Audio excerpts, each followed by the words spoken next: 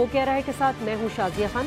Programme में सबसे पहले बात करेंगे ऑफ शोर कंपनियों के बाद हसन नवाज की ऑन शोर कंपनियां भी मंजर-ए-आम पर। वजीर आजम की फैमिली ऐसा कौन सा कारोबार करती है जिसके लिए दर्जनों ऑफ शोर और ऑन शोर कंपनियां चाहिए। अदालत उज़्मा में पनामा केस की समाअत 6 दिसंबर तक मुलतवी। अदालत उज़्मा का मनी ट्रेल के बारे में इस्तफसार। पनामा लीक्स में शरीफ खानदान के कारोबार पर सवालात। हुकूमती रहनुमा अदालत से क्लीन चिट मिलने पर कितने पुरुमीद।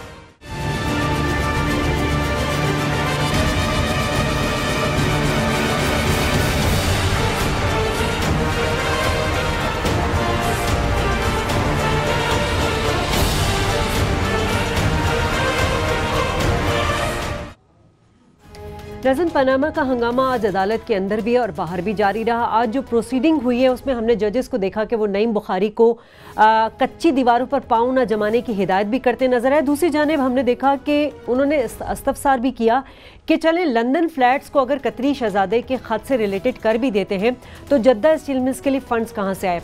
जब से ये मामला पनामा लीक्स का आया है तब से पूरा फोकस जो है वो ऑफ शोर कंपनियों पर है, लेकिन शरीफ फैमिली की ऑन शोर कंपनियाँ भी हैं। क्या हमारे वज़ीर आज़म साहब और उनकी फैमिली ऐसा कारोबार करते हैं कि उनके लिए ऑफ शोर के साथ साथ ऑन शोर कंपनियों की भी ज़रूरत पेश आ गई है।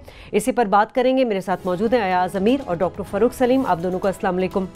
डॉक्टर साहब, मुझे पहले ऑफ शोर और ऑन शोर की ज़रा बुनियादी फ़र्क समझा दीजिए। देखिए शाजिया, पिछले 5 महीने से ऑफ शोर कंपनियाँ, टेलीविज़न स्क्रीनों पे ऑफ शोर कंपनियाँ, अखबारात में ऑफ शोर कंपनियाँ, अब कोई बचा नहीं होगा पाकिस्तान में जिसके सामने आप ऑफ शोर कंपनी का नाम लें तो किसी न किसी किस्म के घपले की तस्वीर उसके जहन में ना आती हो। इतना ऑफ शोर का नाम लिया हमने कि वो ऑन शोर जो रेगुलर नॉर्मल कंपनियां होती थी उसको हम लोग भूल बैठे हैं कि ऐसी भी कोई चीज़ होती है जो ऑन शोर हो। देखिए, ऑफ शोर कंपनियां बनाई जाती हैं जजीरों में।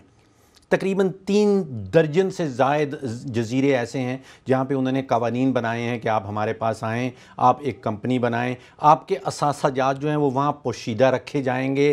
खुफिया असासाजात को अगर आपने छुपाना है तो आप ऑफशोर कंपनियाँ बनाएं और वहाँ के उन ममालिक के उन जजीरों के जो कवानीन हैं वो तहफ़्फ़ुज़ फ़राहम करते हैं लोगों को कि आपके असासाजात को डिक्लेयर नहीं किया जाएगा, पब्लिक के सामने नहीं लाया जाएगा। तो ये तो है ऑफशोर कंपनियों का काम। अब नॉर्मल कंपनी होती है जिसको यूजुअली ऑनशोर कम नहीं कहते, लेकिन वो रेगुलर कंपनी है कि आप पाकिस्तान की रियासत में जाएँ, हमारे यहाँ securities and exchange commission of Pakistan है, 5 या 10 हज़ार रुपया लगते हैं, आप एक कंपनी रजिस्टर करवा लें।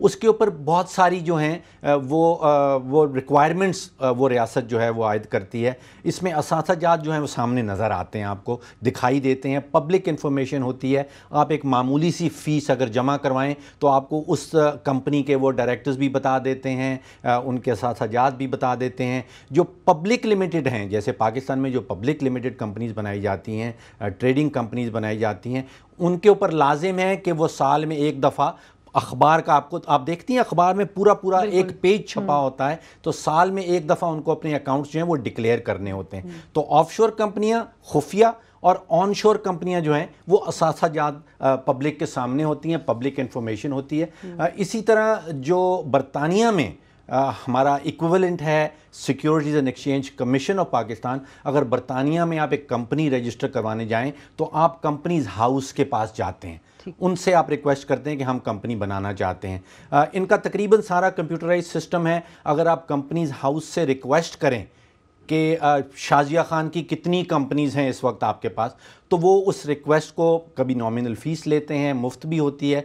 वो आपको जितनी भी कंपनीज़ आपके नाम पे होंगी बरतानिया में ऑनशोर रजिस्टर्ड कंपनीज, वो आपको बता देंगे कि जी आपकी इतनी कंपनीज़ हैं। हसन नवाज शरीफ साहब का अगर पूछा जाए कंपनीज़ हाउस से कि इनके नाम पे या ये कितनी कंपनीज़ के डायरेक्टर्स हैं या हिस्सेदार हैं, तो वो बताते हैं अयाज साहब के 7 कंपनीज़ बरतानिया में 7 कंपनीज ऐसी रजिस्टर्ड हुई हैं जिनमें हसन नवाज शरीफ साहब या तो कंपनी डायरेक्टर हैं या कॉर्पोरेट डायरेक्टर हैं या उनका किसी किस्म का हिस्सा है। डेट ऑफ बर्थ वो बता रहे हैं जनवरी 1976 जो कंपनीज हाउस के पास रजिस्टर्ड है। इसमें चीज़ें 3 जो हैं वो इम्पॉर्टेंट देखने वाली हैं या 4 कि एक तो उम्र क्या थी उनकी जब वो ये रजिस्टर करवा रहे हैं, दूसरा ये कि वो एड्रेस और पता अपना क्या दे रहे हैं कंपनीज़ हाउस को। तीसरा ये कि तारीख़ किस दिन वो रजिस्टर करवाई जा रही है। जो पहली कंपनी रजिस्टर हुई है वो 12 अप्रैल 2001 को हुई है, जिस वक्त हसन नवाज शरीफ साहब की उम्र 25 साल होगी, क्योंकि 1976 उनकी डेट ऑफ बर्थ बताई जा रही है।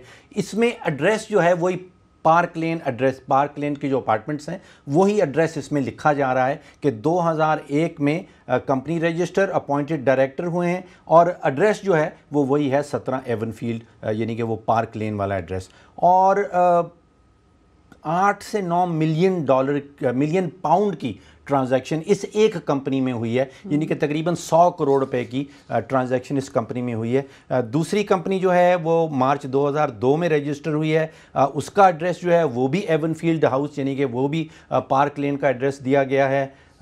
तीसरी कंपनी जो है वो 15 जुलाई 2003 को रजिस्टर हुई और वहाँ पे भी एड्रेस जो है वो वही पार्क लेन का एड्रेस है। फिर एक कंपनी 2005 में रजिस्टर हुई है, एड्रेस वही रहता है। 2006 में एक और कंपनी रजिस्टर होती है, एड्रेस वही रहता है। 2007 में एक छठी कंपनी रजिस्टर होती है, एड्रेस वही है पार्क लेन का। 7वीं कंपनी जो रजिस्टर हुई है वो 2010 में हुई है, उसका एड्रेस अब स्टैनहोप हाउस आ जाता है, अब वो वाला एड्रेस 2010 में नहीं रहा। तो सवाल ये पैदा होता है कि एक तो आप देखिए कि जो कारोबार की वुसअत है, यानी कि 7 कंपनियां ऑन शोर आपको बरतानिया में चाहिए अपना कारोबार चलाने के लिए, दर्जनों कंपनियां आपको पैनामा में चाहिए अपना कारोबार चलाने के लिए, फिर ब्रिटिश वर्जिन आइलैंड में आपको कंपनियां चाहिए कारोबार चलाने के लिए। तो ये इतना सारा, इतना वसी कारोबार एट द एज ऑफ 25, यानी कि 25 साल की उम्र से उन्होंने कंपनीज रजिस्टर करवाना शुरू किए। तो इतनी वुसअत है इस कारोबार में कि आपको इतनी दर्जनों कंपनियां चाहिए। और पाकिस्तान में आज उठाया गया है, नईम बुखारी साहब ने उठाया कि इनका NTN नंबर और वो टैक्स रजिस्ट्रेशन नंबर पाकिस्तान में एग्जिस्ट ही नहीं करता। ठीक है, तो सवाल यहाँ ये पैदा होता है कि 25 साला नौजवान 2001 में जब इतनी बड़ी कंपनी, ऑन शोर कंपनी का मालिक बन गया, वो भी मुल्क से बाहर, तो मुल्क के अंदर क्यों इस्तेफादा हासिल नहीं किया इस बासलाहियत नौजवान से। ब्रेक लेंगे नाज़रीन, ब्रेक के बाद इस पर भी थोड़ा डिस्कस करेंगे और फिर जो आज प्रोसीडिंग हुई है सुप्रीम कोर्ट पर, उस पर भी बात करेंगे। हमारे साथ रहिएगा।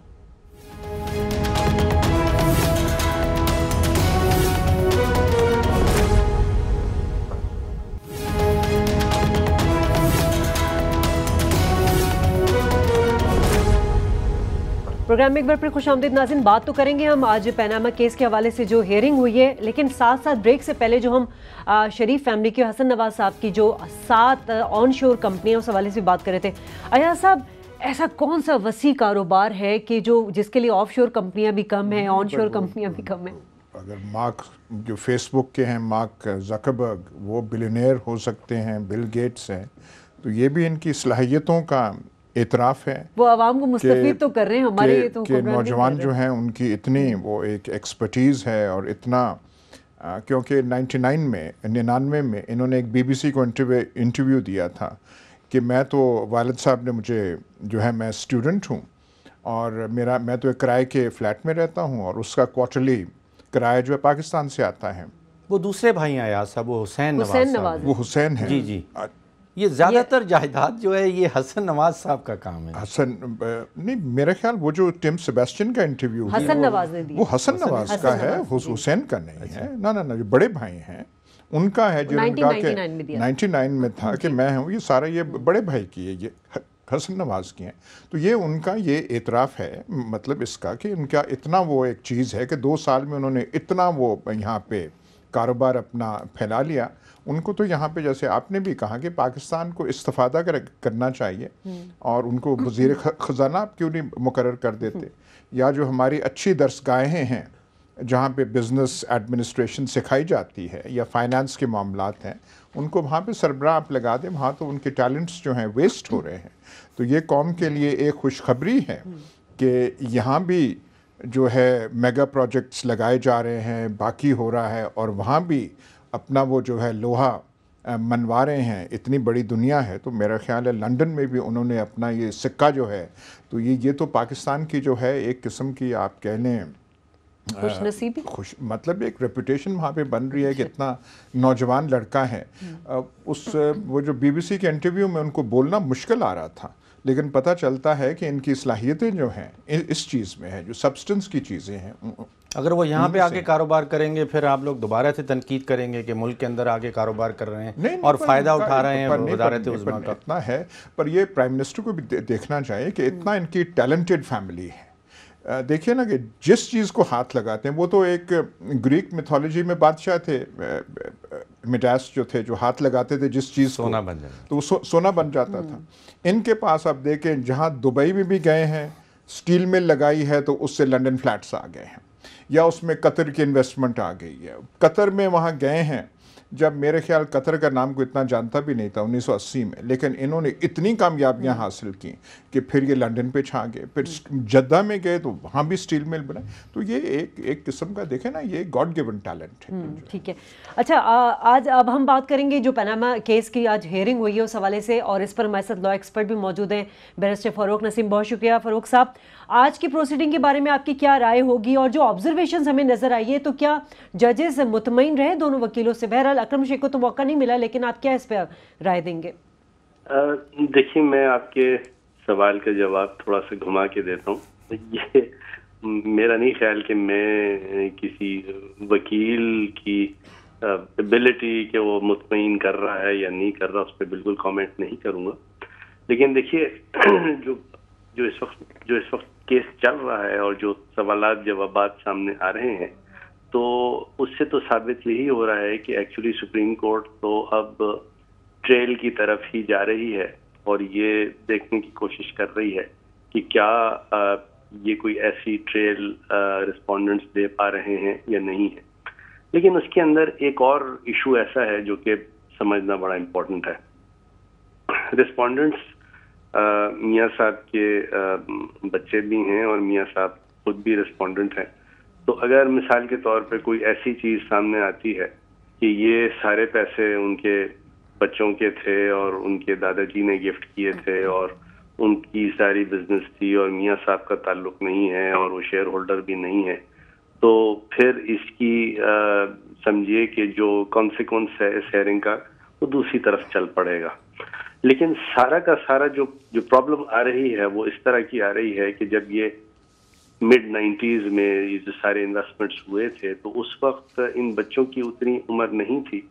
تو کیا یہ وہ سچویشن ہے کہ جب بچوں کی پراپرٹی جو ہے والد کے ساتھ کلب ہوتی ہے، نہیں ہوتی، تو کیا ان کے گرینڈ پیرنٹس جو ہیں، دادا ہیں، نانا ہیں یا کوئی اور صاحب ہیں، وہ بتا پاتے ہیں کہ نہیں یہ تو ہم نے ایکچولی گفٹ کیا تھا.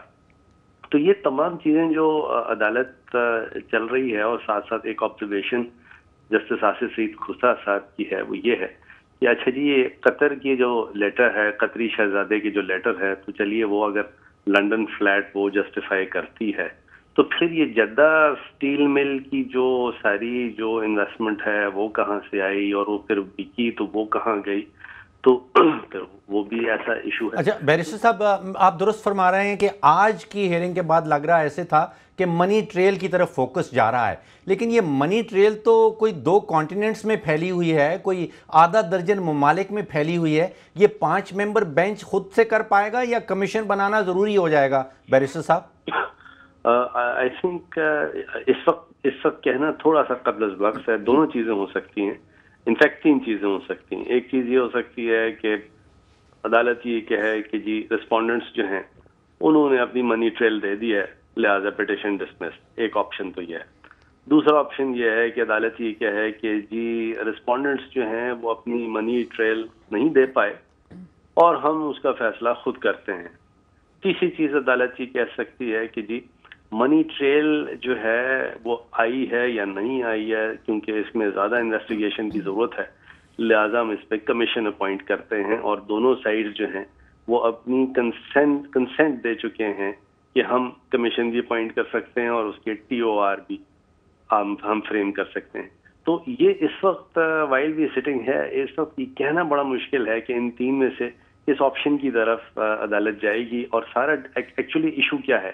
ایشو یہ ہے کہ جتنی بھی چیزیں ہیں، ڈاکیومنٹیشن ہے، پٹیشنرز نے بھی فائل کر دی ہیں، رسپونڈنٹس نے بھی فائل کر دی ہیں. کچھ ڈاکیومنٹیشن ایسی ہے جو سپریم کورٹ کہتی ہے کہ بھئی آپ پیس میل میں کیوں دے رہے ہیں، آپ نے پہلے کیوں نہیں دی، لیکن ان کو روکا نہیں ہے انہوں نے کہ آپ اب نہیں دے سکتے. تو یہ اینڈ تک جتنی بھی ڈاکیومنٹیشن سامنے آ جائے گی تو اس کے بعد اس پہ انفرنس کیا ڈرا کرنا ہے، یہ اب دونوں طرف کی جو وکلا ہیں ان کی ایکسپرٹیز ہے، وہ کیا عدالت کو بتاتے ہیں، کس طرح اسسٹ کرتے ہیں عدالت کو، اور پھر عدالت ان سے کیا انفرنس ڈرا کرتی ہے۔ اچھا بیرسٹر صاحب، اگر 6 دسمبر کو نیکسٹ تاریخ پڑی ہے اور یہ فیصلہ کیا جائے کہ کمیشن بنانا ضروری ہے، تو پھر 1 مہینہ تو کافی نہیں ہوگا کمیشن کے لیے، اور اس وقت تک جو چیف جسٹس صاحب ہیں وہ تو ریٹائر ہو جائیں گے۔ دیکھیے جب کمیشن جب بنے گی تو یہ اب ڈپینڈ کرے گا کہ اس کمیشن میں اس کے ممبران کون ہوں گے۔ میرے خیال میں جو لاسٹ بات ہوئی تھی وہ یہ تھی کہ سنگل ممبر کمیشن بنے گی، ضروری نہیں ہے کہ سپریم کورٹ سنگل ممبر ہی کمیشن بنائے۔ جیسے لاسٹ ٹائم جو پی ٹی آئی نے استدعا کی تھی تو اس میں 3 ممبرز کی کمیشن بنایا تھا، لیکن اس میں جو انیشیل ڈسکشن ہوا ہے اس میں 1 ممبر یعنی ایک سپریم کورٹ کا جج ہوگا موسٹ پرابلی جس پہ کمیشن بنے گی، اور ہو سکتا ہے سپریم کورٹ بعد میں کہے نہیں جی کم سے کم 2 یا 3 ہونے چاہیے۔ اچھا، اس میں ضروری نہیں ہے کہ کمیشن بنے تو اس میں چیف جسٹس صاحب خود ہوں، تو اگر نئے چیف جسٹس صاحب بھی آتے ہیں یا ہمارے جو پریزنٹ چیف جسٹس صاحب ہیں وہ ریٹائر بھی ہوتے ہیں تو اس کا کمیشن کی جو، اور اگر چیف جسٹس صاحب خود اس کمیشن میں نہیں ہوتے تو یہ کوئی فرق نہیں پڑتا کہ چیف جسٹس صاحب ریٹائر ہو رہے ہیں یا نئے چیف جسٹس صاحب۔ بھائی صاحب یہ فرمائیے کہ اس سٹیج پہ آپ کو پلڑا بھاری کس طرف لگ رہا ہے، آپ کامنٹ کر سکیں گے؟ جی میں کر سکوں گا، اور میرے حساب سے تو اس وقت 50-50 ہے، ایون ہے، دونوں طرف کلیئرٹی نہیں ہے۔ To be very honest with you, clarity ایک طرف دیکھیں اس کی کانسیکوینس یہ ہے کہ اگر ٹریل نہیں ملتی یا ٹریل جو ہے اس سے یہ ثابت ہو جاتا ہے کہ یہ ایسٹس جو ہیں وہ کس کے ہیں یا کس کے نہیں ہیں۔ بیرسٹر صاحب یہ جو آپ اتنا شک کا اظہار کر رہے ہیں، اب کسی کو نظر نہ آئے وہ تو اس کے بارے میں تو کچھ نہیں کہا جا سکتا، یہ تو اگر آپ چاند پہ بھی کھڑے ہوں تو یہ ٹریل نظر آ جاتی ہے۔ آپ کہہ رہے ہیں کہ آپ کو نہیں نظر آتی، اور آپ کہہ رہے ہیں کہ پلڑا ایسے ایسے بھاری ہے، تو ایسے تو میرا خیال پھر ابھی تک سپریم کورٹ نے فیصلہ نہیں کیا کمیشن بنانے کا، لیکن آپ اور ڈاکٹر فرق صاحب میرا خیال ہے اس پہ مصمم ارادے آپ کو دکھا رہے ہیں کہ کمیشن بننا چاہیے۔ ایک آپ اور ایک وہ جماعت اسلامی کے وکیل ہیں، وہ ہر ہیئرنگ پہ کہہ دیتے ہیں جی کمیشن بنائیں۔ اگر کورٹ نے سب کچھ بات کرنی ہے تو کمیشن کو کیا رہ جائے گا؟ میری بات سنیں، جی دیکھیے میں گزارش یہ کروں، میں نے ہرگز یہ نہیں کہا کہ کمیشن بن رہی ہے یا نہیں بن رہی۔ پر گفتگو سے تو آپ کی اور ڈاکٹر صاحب کی گفتگو سے تو یہی پتہ چلتا تھا کہ 6 تاریخ سے پہلے کمیشن بننے والی ہے، اور جھگڑا یہ آپ کا لگتا تھا کہ جی 1 ممبر بنے گا یا 3 ممبر بنے گا، چیف جسٹس صاحب ہوں گے یا نہیں ہوں گے۔ اگر کوئی سننے والا ہو وہ تو تاثر یہی لے گا کہ شاید ہم مس کر گئے ہیں، پر سپریم کورٹ نے فیصلہ کر ہی لیا کمیشن بنانے کا۔ سر جی پھر مجھے تھوڑا موقع دے نا آپ، مجھ سے جو سوال کیا گیا تھا وہ کیا تھا، میں آپ کو آپ کی میموری تھوڑی سی ریوائز کرواؤں۔ وہ ڈاکٹر صاحب تو آپ سے پوچھ رہے ہیں کہ فیصلہ کیا ہونے والا ہے، آپ کی رائے میں اس طرف جا رہا ہے یا اس طرف جا رہا ہے؟ میں یہ نہیں کہہ سکتا، مطلب فرینکلی اسپیکنگ میں اس وقت یہ نہیں کہہ سکتا، مجھے کلیئرٹی آرگیومنٹس سے کلیئرٹی نظر نہیں آ رہی۔ آپ کی بات شاید درست ہے کہ تمام ڈاکیومنٹیشن موجود ہیں اور کورٹ انفرنس ڈرا کر سکتی ہے۔ دبئی کی جو مل ہے وہ خسارے میں تھی، وہاں سے پیسے قطر میں کیسے چلے گئے، قطر کے پیسے وہ سعودی عربیہ کیسے چلے گئے، وہ تو سارا تضادات جو ہیں کوئی اتنی زیادہ گہری بات نہیں ہے۔ ہاں پاکستان کی تاریخ میں یہ ہے کہ جس کسی چیز پہ فیصلہ نہیں کرنا اسے کمیشن کے سپرد کر دیا جاتا ہے۔ میرے تو نالج میں ایسا کوئی نہیں کمیشن ہے جس نے بڑا جلدی کر کے فیصلہ دے دیا۔ دیکھیں یہ تو بحث دوسری ہے نا کہ کمیشن بنتا ہے یا نہیں بنتا اور کیا اس میں فیصلہ ہوگا اور کتنا اس میں ٹائم لگے گا، لیکن جیسے لاسٹ کمیشن جو بنا تھا دھاندلی والا الیکٹورل ریگنگ کا، تو اس میں فیصلہ آیا تو صحیح ہے، وہ فیصلہ ایک طرف تھا دوسری طرف تھا، لیکن یہ کہنا ہے کہ کمیشن جو ہے کوئی بھی کمیشن فیصلہ نہیں دے گی۔ لیکن میں یہ کہہ ہی نہیں رہا اس وقت ایاسا پلیز، میں یہ نہیں کہہ رہا کہ یہ کیس اب اس سٹیج پہ آ گیا ہے کہ کمیشن بننا بہت ضروری ہے اور کمیشن ہی صرف بننا چاہیے، بلکہ دیر از اے پاسبلٹی، آپ کو 3 آپشن میں نے دیے ہیں کہ کورٹ خود بھی فیصلہ کر سکتی ہے. چلیں آپ کا بھی موقف آ گیا. بہت شکریہ بیرسٹر فاروق نسیم، آپ ہمارے ساتھ موجود تھے. ناظرین یہ بات تو واضح ہے کہ جو اسٹیٹمنٹس ہیں پرائم منسٹر کی اس میں کانٹرڈکشن ہے. نعیم بخاری نے بھی آج اس طرف ججز کی جو ہے وہ توجہ مبذول کرائی ہے، لیکن بات صرف اتنی ہے کہ چاہے حسن نواز صاحب کا معاملہ ہو یا پھر ابا جی کی پراپرٹی ہو، اس میں میاں نواز شریف جو کہ سٹنگ پرائم منسٹر ہیں ان کا نام نہیں ہے. اس پر بات کریں گے اس بریک کے بعد.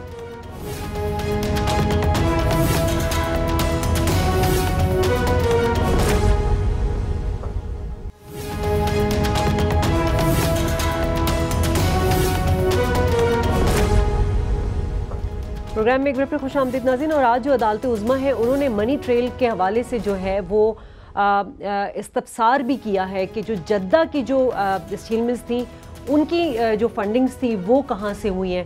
ڈاکٹر صاحب آپ کو کیا لگتا ہے، ہم جب بریک سے پہلے بات کر رہے تھے کہ یہ کیس جو ہے ٹریل کی طرف جاتا ہوا نظر آ رہا ہے، مگر آج کچھ جو آبزرویشنز ہیں اس میں سوالات ضرور دیکھیے شازیہ، آپ نے بریک میں جانے سے پہلے ایک چیز کہی کہ یہاں کہیں بھی وزیر اعظم صاحب کا نام نہیں ہے. میرا خیال ہے وزیر اعظم صاحب کا نام ہو یا نہ ہو یہ ریئلی اتنا ریلیونٹ نہیں ہے. یہ امپورٹنٹ سوال یہ پوچھنے کا ہے کہ کیا وزیر اعظم صاحب کی فیملی کے، ان کے بچوں کے کوئی انڈیپینڈنٹ ذرائع تھے جن کی وجہ سے انہوں نے یہ اثاثہ جات اکٹھے کیے ہیں، جن کی وجہ سے انہوں نے فلیٹس جو وہاں پہ خریدے ہیں. اگر ان کے انڈیپینڈنٹ ذرائع نہیں تھے تو پھر یہ کوئی سوال نہیں ہے کہ وزیر اعظم صاحب کا نام ہے یا نہیں ہے. تو پھر آپ کنیکٹ کر لیتے ہیں کہ اگر بچے اس ایج کے نہیں تھے، بچوں کے کوئی انڈیپینڈنٹ ذرائع نہیں تھے، تو پھر ظاہر ہے کہ والد صاحب کو جواب دینا ہوگا کہ اس کی منی ٹریل کیا بنتی ہے. یہ بالکل ٹھیک ہے، منی ٹریل کا فوکس اس وقت جا رہا ہے، عدالت کا بھی فوکس ہے اور نعیم بخاری صاحب کا بھی فوکس. دو چیزیں نعیم بخاری صاحب کے متعلق جو میں نے آج محسوس کی ہیں. پہلی تو یہ کہ انہوں نے عدالت کا جو ماحول ہے وہ خوشگوار رکھا آج، ان کے جو کامنٹس آ رہے تھے. اور دوسرا یہ کہ وہ حامد خان صاحب کے مقابلے میں بہت فوکس رہے. انہوں نے فوکس کیا ہے کہ منی ٹریل کے اوپر سوالات اٹھائے جائیں، اور انہوں نے فوکس کیا ہے کہ وہ جو آنیسٹ اینڈ امین، ایماندار اور امین کی شک ہے آرٹیکل 62 کے اندر، اس کے اوپر بھی فوکس رکھا جائے. تو یہ دو فوکس مجھے کلیئرلی نظر آ رہے ہیں. جہاں تک قطری شہزادے کے خط کا تعلق ہے تو بڑا کلیئرلی عدالت نے یہ کہا کہ اگر وہ کاغذ تصدیق شدہ نہیں ہے تو عدالت کہتی کہ ہم اس کو دیکھیں ہی کیوں. یعنی کہ وہ واقعی انہوں نے دھجیاں، جیسے عمران خان صاحب نے کہا کہ قطری شہزادے کے خط کے آج دھجیاں اڑا دی گئیں، تو وہ واقعی اڑا دی گئیں. وہ ڈاکیومنٹ جو انہوں نے دبئی کے حوالے سے پیش کیا کہ آپ کی مل جو آپ کہہ رہے ہیں کہ دبئی میں سٹیل مل بیچی گئی تھی، وہ تو خسارے میں تھی. اس میں تو آپ نے بی سی سی آئی کے کوئی 14 million, bank of credit and commerce international کے کوئی 14 ملین درہم آپ نے اگائی دینے تھے. تو اس کے پیسے تو کہیں نہیں گئے، وہ تو پہلے نقصان پہ چل رہی تھی. تو آج کی کاروائی جو ہے وہ بڑی فوکس بھی لگی مجھے، اور جج صاحبان نے بڑے پوائنٹڈ سوال بھی پوچھے. وہ جو آپ نے بات کی تھی کہ کچی دیواروں پہ پاؤں نہ جمائیں، وہ جواب تھا کیونکہ نعیم بخاری صاحب نے ٹی وی انٹرویو دکھا رہے تھے وہ مریم نواز صاحبہ کے اور حسن نواز صاحب کے، اس کے جواب میں انہوں نے شاید یہ کہا تھا. پھر انہوں نے یہ کہا کہ ذرائع ابلاغ کا حوالہ کافی نہیں ہے. یعنی کہ وہ مان رہے ہیں کہ آپ یہ بھی ثبوت ایز ایویڈنس بنتا ہے، لیکن انف سب پورا نہیں ہوگا. ٹھیک ہے ایاز صاحب، آپ اس پہ کامنٹس کریں گے کیونکہ جسٹس ریٹائرڈ وجیہ الدین صاحب بھی ہمارے ساتھ موجود ہیں. وجیہ الدین صاحب بہت شکریہ. اب یہ بتائیے گا کیونکہ آپ سے پہلے بھی بات ہو چکی تھی، آج کی سماعت کے بعد آپ کو کیا کیس جو ہے وہ ٹریل کی طرف جاتے ہوئے نظر آ رہا ہے؟ جی میں سمجھتا ہوں کہ کئی چیزیں جو ہیں وہ فوکس ہو گئی ہیں، اور بنیادی رجحان اس طرف ہے کہ جب آپ کسی پراپرٹی کی ملکیت قبول کر لیتے ہیں اور وہ متنازعہ پراپرٹی ہوتی ہے، کنٹروورشل پراپرٹی ہوتی ہے، اور کوشچن یہ ہوتا ہے کہ یہ آپ کے پاس کہاں سے آئی، تو برڈن آف پروف اونس پروپینڈائی یا بار ثبوت اس شخص کے اوپر ہوتا ہے کہ جو یہ کہتا ہے کہ یہ کنٹروورشل پراپرٹی میں ہے. اب اس میں مسئلہ وزیر اعظم صاحب کے صاحبزادان یا صاحبزادی کا کم ہے.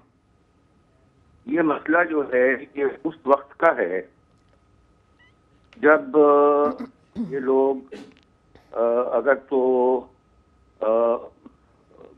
صغیر سن نہیں تو کم از کم یہ لیگل پرسنز نہیں تھے، یہ میجر لوگ تصور نہیں کیے جا سکتے تھے، اور ایسے لوگوں کی پراپرٹی یا ایسے لوگوں کے ایسیٹس ان کے جو کفیل ہوتے ہیں، ان کے جو گارجین ہوتے ہیں، ان کی پراپرٹی سمجھی جاتی ہے۔ اب جو برڈن آف پروف کی بنیاد کے اوپر تمام ذمہ داریاں ان کے اوپر ہیں کہ یہ بتائیں کہ یہ پیسہ کہاں سے کہاں گیا، پھر اس کے بعد کہاں سے کہاں پہنچا، اور پھر یہ کہانی جو 1972-74 میں شروع ہوئی تو پھر یہ ہائی کورٹ آف جوڈیکیچر لنڈن میں کس طریقے سے اینڈ اپ ہوئی، یہ پراپرٹیز وہاں پر اٹیچ کس طریقے سے ہوئیں، وہ پیسہ جو ڈیوز تھے آپ کے، جو آپ کا ڈیٹ تھا، وہ کیسے کلیئر ہوا، اور پھر اس کے بعد یہ آپ 2006 تک کیا کر رہے تھے، آپ تو ان پراپرٹیز کے اندر رہائش پذیر تھے، ان کے یوٹیلیٹی بلز پے کر رہے تھے، ان کے ٹیکسز پے کر رہے تھے، جو کہ ایک ایکنالج فیکٹ ہے۔ اچھا جسٹس صاحب یہ فرمائیے کہ آج کی کارروائی کے بعد آپ کو پلڑا بھاری کس طرف نظر آ رہا ہے؟ دیکھیں، یہ تو کچھ نہیں کہا جا سکتا، اس کی وجہ یہ ہے کہ وہاں پر 5 جج صاحبان ہیں، اس میں سے ساروں نے تو اپنا اظہار خیال نہیں کیا، ہم تو صرف قانونی نکات کے اوپر بات کر سکتے ہیں، اور میں یہ سمجھتا ہوں کہ یہ ججز اگر تو صحیح نوعیت سے یہ قانون کو اپلائی کرنا چاہتے ہیں تو یہ ڈیٹیلڈ کنٹروورسیز میں نہیں جائیں گے، ان کو جانا بھی نہیں چاہیے، ان کو تو صرف اشارتاً یہ باتیں کرنی چاہیے کہ منی ٹریل پراپرلی اسٹیبلش نہیں ہو سکی، پرائم منسٹر کے بچے اس وقت میجر نہیں تھے، اور ان کا جو سلسلہ جس طریقے سے یہ پراپرٹیز کو ڈیل کیا گیا، یہ واضح طور کے اوپر معلوم یہ ہوتا ہے کہ یہ پرائم منسٹر کی پراپرٹیز تھیں، اور اس کے علاوہ جو انہوں نے مختلف اوقات کے اوپر اسپیچز کی، بیانات دیے، جو ریٹرن سبمٹ کی انکم ٹیکس کے سلسلے میں یا الیکشن کے سلسلے میں، ان سب میں تضاد ہے، اور اس بنیاد کے اوپر واضح طریقے سے یہ کہا جا سکتا ہے کہ پرائم منسٹر صاحب صادق اور امین نہیں ہیں، اس بنیاد کے اوپر یہ کوالیفائڈ نہیں ہے کہ یہ اسمبلی کے ممبر ہوں، اور اگر تو اسمبلی کے ممبر ہونے کے لیے کوالیفائڈ نہیں ہے تو پرائم منسٹر ہونے کے لیے بھی کوالیفائڈ نہیں ہے۔ جج صاحب یہ فرمائیے، اس کا مطلب ہے کہ کمیشن بنانے کی تو کوئی ضرورت نظر نہیں آتی آپ کو، جو آپ بتا رہے ہیں؟ مجھے کوئی ضرورت نہیں نظر آتی، سوائے اس کے کہ یہ اتنے بڑے بڑے ویٹی کوسچنز ارائز ہوئے ہیں، اتنی سیریس ایلیگیشنز۔ وجی الدین صاحب، ایاز صاحب آپ سے سوال کرنا چاہتے ہیں۔ میں بھی صرف یہی سوال پوچھ رہا تھا جو ڈاکٹر صاحب نے پوچھ لیا، کہ یہ تو جو بینچ ہے وہ ان سارے معاملات کو تو وہ خود نمٹا سکتی ہے، کیونکہ جتنا ایویڈنس آ چکا ہے، یہ جتنی براڈ آؤٹ لائن میں چیزیں آ گئی ہیں، تو کمیشن کا تو اس میں جیسے آپ بھی گفتگو فرما رہے ہیں، کمیشن کا قطعاً کوئی ضرورت محسوس نہیں ہوتی۔ میں بھی یہ سمجھتا ہوں کہ ضرورت محسوس نہیں ہوتی، لیکن میں مزید یہ سمجھتا ہوں کہ یہ معاملہ جو ہے ڈسکوالیفیکیشن کے حد تک تو سپریم کورٹ اپنے آپ فیصلہ کر سکتی ہے، اور انہیں کر بھی دینا چاہیے، لیکن جھوٹے کو جھوٹے کے گھر تک پہنچانے کے لیے کمیشن بھی قائم کر دینی چاہیے تاکہ یہ معاملات یہاں نہ رکیں۔ ٹھیک ہے، بہت بہت شکریہ وجی الدین صاحب، آپ ہمارے ساتھ موجود ہیں۔ ناظرین یہاں لیں گے ایک بریک، ہمارے ساتھ ہیں۔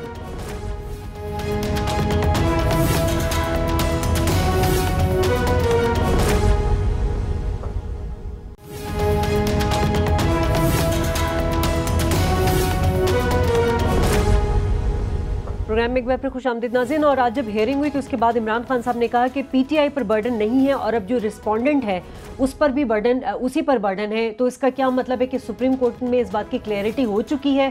ایاز صاحب، وجی الدین صاحب کہہ رہے تھے کہ کمیشن بنانے کی شاید ضرورت نہیں ہے، ان کے اس بات پر اب کیا تبصرہ کریں؟ انہوں نے یہ بھی ظاہر کیا کہ اس حد تک جو ہے جہاں پرائم منسٹر کی ڈسکوالیفیکیشن ہے، پر وہ تو دیکھیں نا، اب سپریم کورٹ میں ہیئرنگ چل رہی ہے، ہم کیسے کہیں کہ ڈسکوالیفیکیشن تک جاتا ہے، نہیں جاتا. پر وہ جو کہہ رہے تھے، لیکن وہ یہ بھی کہہ رہے تھے کہ جھوٹے کو اپنے گھر پہنچانے کے لیے پھر شاید کمیشن کی ضرورت پڑے، پر اس میں پھر آپ ایک دفعہ کمیشن لے آئیں گے تو پھر اس کا کیا بنے گا وہ کوئی نہیں کہہ سکے گا.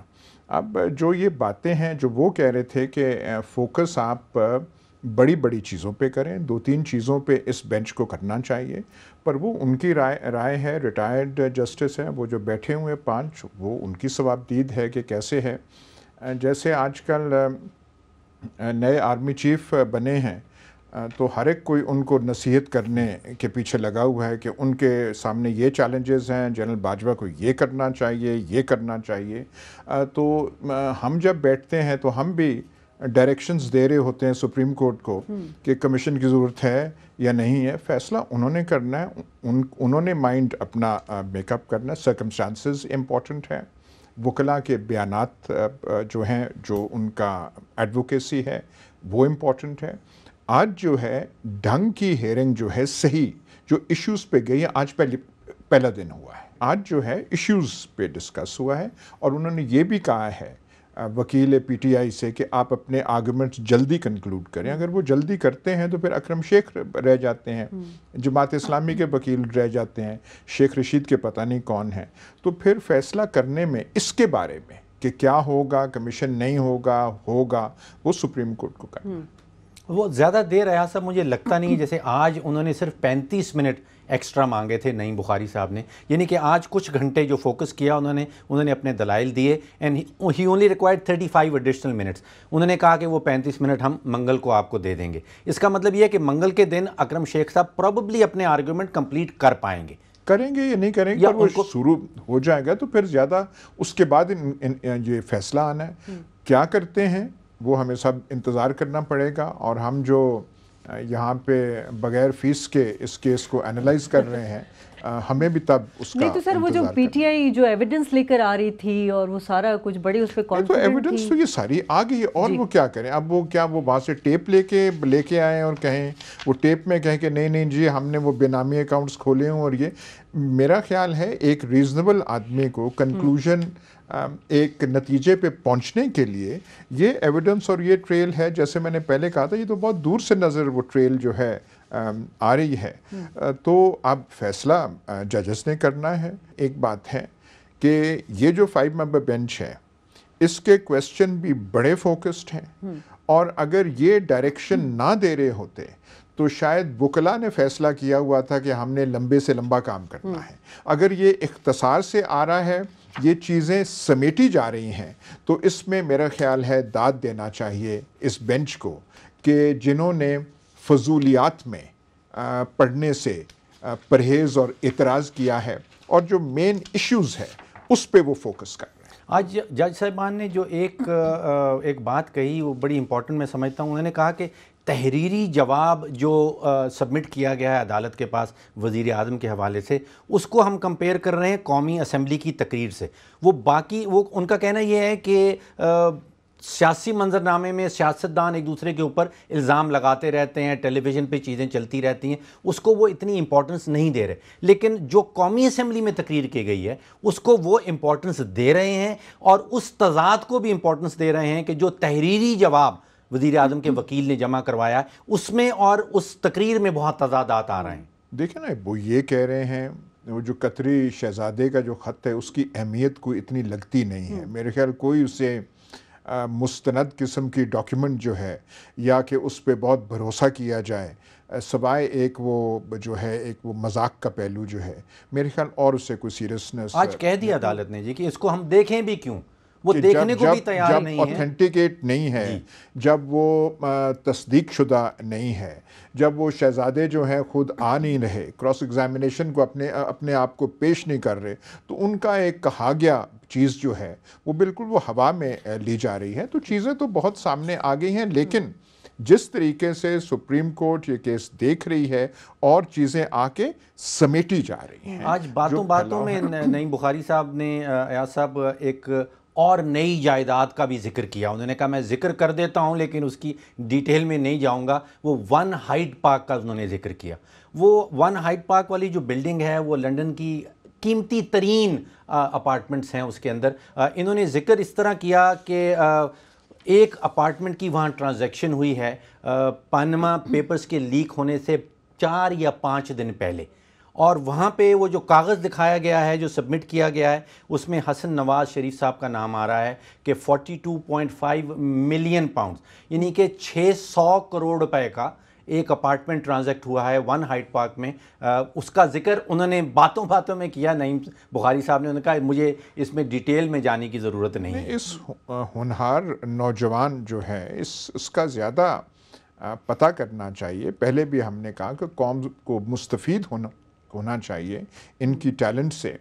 اور یہ بھی بات ہے کہ نعرے جو ہے میرا خیال ہے غربت مکاؤ کے نعرے جو ہے ہماری حکومتیں اور یہ حکومت لے رہی ہے میرے خیال, لیکن ایک کامیابی دینا پڑے گی کہ اپنی غربت سب سے پہلے انہوں نے ختم کی ہے اور وہ قوم کی طرف بھی بعد میں آئیں گے. پر یہ حیران کرنے اس میں ایک اور کنیکشن ریاض صاحب نکلتا ہے کہ اسی بلڈنگ میں اسی ویلیو کا ایک اپارٹمنٹ اسی قطری شہزادے نے 2010 میں خریدا تھا. بھائی ان کے تو پرانے دیرینہ الحمدللہ تعلقات ہیں جو پتہ نہیں کب کے وہ دادا صاحب, کیونکہ ان قطر شہزادے نے سنا تھا کہ بڑے تعلقات ہیں. یہ دیکھیے جب تک فیصلہ نہیں ہوتا, قوم کو سامان مل رہا ہے محظوظ ہونے کے لیے, جس دن یہ جو وہاں پہ ہیئرنگ ہوتی ہے سپریم کورٹ میں, ایک نئے سے نئے شگوفہ آتا ہے اور ہمیں پتہ چلتا ہے کہ یہ جو غریب پرور حکومت ہے اس کا درد جو ہے اس ملک کے غریبوں کے لیے کتنا جو ہے وہ تڑپتا ہے, اور کتنے ان کے دل میں وہ جو ہے قوم کے مسائل کے لیے جو ہے ان کا وہ کتنا ہے. روز بروز نئے انکشاف ہوتے ہیں. پہلے سنی سنائی باتیں تھیں, اب یہ ڈاکیومنٹڈ چیزیں کاغذ آ رہی ہیں اور پورے قوم کی تربیت ہو رہی ہے. دیکھیں نا, جب پہلے ہے یہ چیزیں بہت پرانی ہیں, اخبارات میں آتی تھی, سب کچھ آتی تھی. اب بچہ نوجوان اخبار والا ٹی وی وہ سن رہا ہے کہ ہماری حکومت اور خاص طور پہ موجودہ لوگ ہیں کتنے غریب پرور ہیں, غریب کا دکھ ان کی دلوں میں اور ان کے خون میں کتنا زیادہ ہے. یہ ایک جو ہے ایک قوم کی ایجوکیشن ہو رہی ہے. آف شور کا کمپنی کا نام سب جان گئے. آپ نے آج وہ آن شور کا بھی بتا دیا, تو آپ نے مزید اضافہ کر دیا ہے لوگوں کی حیرانگی میں اور محظوظ ہونے. پاناما کیس کے معاملات ابھی عدالت میں جاری ہیں, لیکن جو عدالت کے باہر جو ہمیں سیاسی جگت بازی اور شعبدے بازی نظر آتی ہے اس سے ہم سب بڑے محلوظ ہوتے ہیں, محفوظ بھی ہوتے ہیں. اور حکومتی رہنما جو ہیں وہ عدالت سے بڑے پرامید ہیں کہ شریف فیملی کو جو ہے وہ کلین چٹ بھی مل جائے گی. شازیہ خان کو, ڈاکٹر فاروق سلیم کو, ایاز امیر کو اس پروگرام سے اجازت دیجیے. اللہ نگہبان.